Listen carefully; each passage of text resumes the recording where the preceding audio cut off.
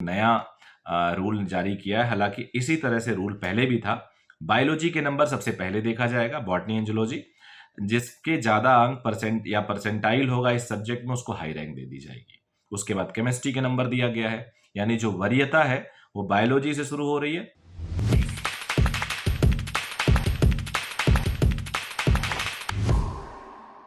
Solo बच्चों, इस video में मैं फिर आपको इन्फॉर्मेशन देने वाला हूं कि नीट के जो रिजल्ट फॉर्मेट है, मतलब अगर आप टाई होता है या इस तरह से, तो उसमें उन्होंने कुछ बदलाव किया है।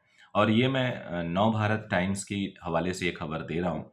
इसमें बेसिकली उस केस में लिया गया है जब कि अगर नंबर बराबर आ जाए तो क्या रूल में बदलाव कर दिया एनटीए ने। अपना जो रिवाइज्ड फॉर्मेट बुलेटिन जारी किया था उसको भी बदल दिया है। तो बेसिकली इनका यही न्यूज़ है कि रिवाइज्ड इंफॉर्मेशन बुलेटिन भी जारी कर दिया है ऑफिशियल exams.nda.ac.in पे।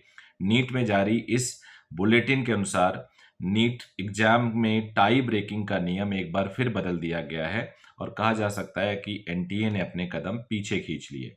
बेसिकली बोला गया था कि अगर बायोलॉजी, केमिस्ट्री और फिजिक्स के मार्क्स के बाद भी अगर नंबर सबके बराबर रहते हैं, और ऐसा बहुत होता है, ये बेसिकली जो रूल बनाया है वो कॉमन रूल है और ऐसा बहुत देखा गया है। बिकॉज इतना हाई स्कोरिंग मार्क्स होता है, 720 जीरो से लेके 720 यही नंबर आ सकते हैं। यानी 720 बच्चे अगर हैं और सब एक एक स्कोर करें तो हर मार्क्स पे एक बच्चा, इससे ज्यादा जितने भी बच्चे होंगे वो कहीं ना कहीं ओवरलैप करेंगे। अब आपको पता है 25 लाख लोगों ने अप्लाई कर रखा है, जो इन्फॉर्मेशन आई थी। तो 720 में हर बच्चा एक नंबर पे एक बच्चा आया। 1440 पे हर नंबर पे दो बच्चा आया। कोई जरूरी नहीं है हर नंबर पे दो आए, किसी पे 10 आएगा, किसी पे कोई बच्चा नहीं होगा, लेकिन एवरेज अगर देखा जाए तो टाई ब्रेकिंग होना बड़ा कॉमन सी बात है। फिजिक्स में भी बराबर, केमिस्ट्री में भी बराबर और बायोलॉजी में भी बराबर।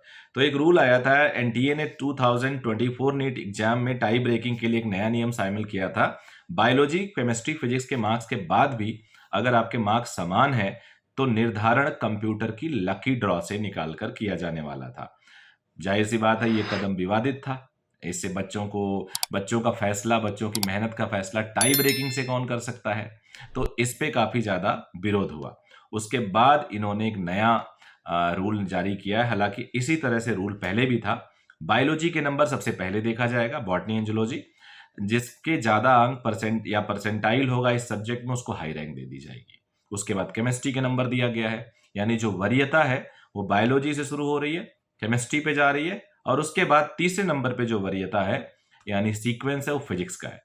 उसके बाद तीनों पे मान लो टाई हो गया, जो अक्सर होता है, इतने लाखों बच्चे हैं तो टाई तो होगा ही होगा। उनके गलत और सही आंसर का रेशियो, यानी गलत और सही आंसर का रेशियो, यानी आप कितने कम गलत कर रहे हैं, वो आपको रैंक इंप्रूवमेंट में मदद दे सकता है। Even if you score equal marks with someone else, तो भी आपको गलत नंबर कम करने से फर्क पड़ सकता है। उपरोक्त तीनों विषय यानी फिजिक्स, केमिस्ट्री एंड बायोलॉजी में अगर आपके मार्क्स बराबर रहते हैं तो कुल सवालों में गलत और सही उत्तरों के अनुपात को देखा जाएगा। जिस छात्र के कुल सवालों में गलत उत्तरों का अनुपात कम होगा, ratio of wrong questions, percentage of wrong question in fact you should say, जिनका कम है उनको बेहतर नीट रैंक दी जाएगी। बायोलॉजी में गलत और सही आंसर का रेशियो, अगर कुल मिलाकर गलत और सही आंसर भी टाई कर गए, मान लो एक बच्चे ने 10 गलत किया, दूसरे ने भी 10 गलत किया, मार्क्स बराबर है तो सही भी बराबर किया होगा, अब वहां टाई हो गया। अब क्या होगा, बायोलॉजी में गलत और सही को देखा जाएगा कि बायोलॉजी में क्या हाल है, क्या किसने बायोलॉजी में गलत और सही ज्यादा किया है। जिसके कम गलत होंगे उसको मार्क्स दे दिया जाएगा, उसको रैंक अलग अच्छा दे दिया जाएगा। उसके बाद पता चला केमिस्ट्री में गलत और सही आंसर का रेशियो, केमिस्ट्री में जिसको सही, बायोलॉजी के बाद वहां भी बराबर हो गया, मान लो इक्वल। फिर केमिस्ट्री में देखा जाएगा किसका गलत ज्यादा है, जिसका गलत ज्यादा उसको कम रैंक, जिसका गलत कम है उसको ज्यादा rank, percentage of wrong questions. फिर फिजिक्स में देखा जाएगा किसके कम गलत है, जिसके कम गलत होंगे उसको ज्यादा रैंक दे दिया जाएगा। तो यहां तक आते आते लगभग लगभग मामला बराबर हो जाएगा। अब इसके बाद क्या होगा, क्योंकि अगर टॉप के 10 बच्चे हैं, टॉप के 10 स्टूडेंट हैं, टॉप के 100 स्टूडेंट हैं, वो तो फाइट करते हैं लगभग लगभग, मान लो 705 710 पे 10 बच्चे आ गए, 720 पे आ गए, या 720 पे 3 बच्चे आ गए, तो क्या करेंगे, तो वो देखा जाएगा, उसमें उसका क्लैरिटी थोड़ा सा नहीं है। तो ये भी एक इंफॉर्मेटिव वीडियो था।